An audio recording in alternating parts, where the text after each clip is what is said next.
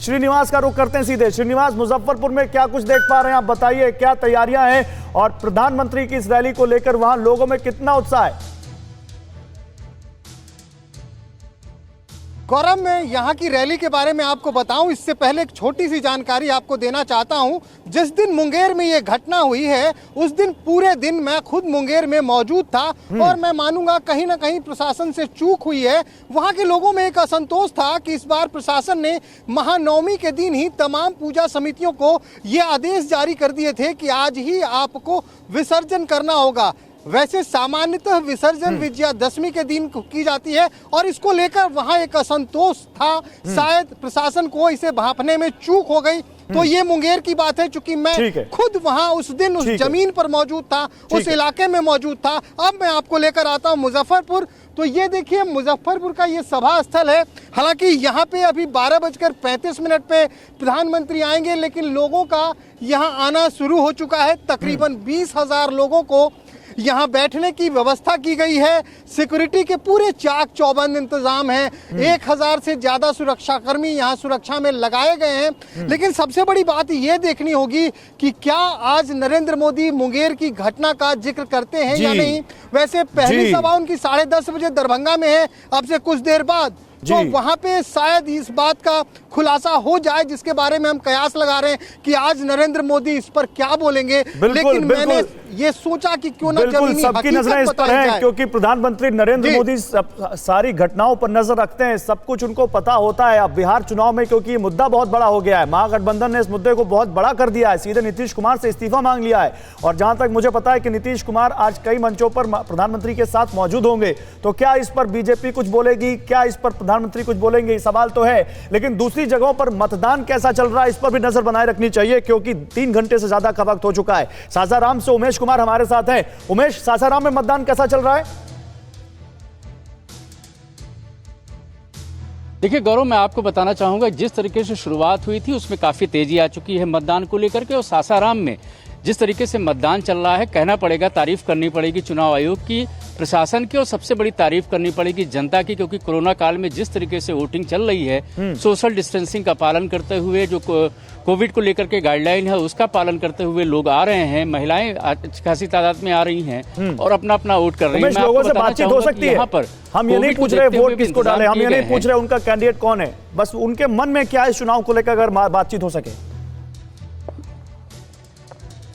जी बिल्कुल, कुछ लोगों से बात करने की कोशिश करेंगे और जानना चाहेंगे कि क्या आखिर वो सोच रहे हैं, किस चीज़ को लेकर के वोटिंग हो रही है। भैया आपसे जानना चाहेंगे, किसी पार्टी की हम बात नहीं कर रहे हैं, किसी प्रत्याशी की बात नहीं कर रहे हैं, लेकिन वोटिंग जो हो रही है किन मुद्दों को लेकर के वोटिंग हो रही है? और विकास के क्षेत्र में वोटिंग किया जा रहा है कि अच्छा हो, देश अपना भविष्य सब रहे, इसके लिए हम लोग वोटिंग कर रहे हैं।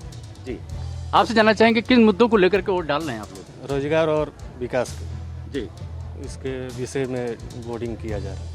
जी, जो सुशासन की बात हो रही है या परिवर्तन की बात हो रही है, क्या आपको लगता है वो फैक्टर भी है जिसको लेकर के लोग वोट कर रहे हैं?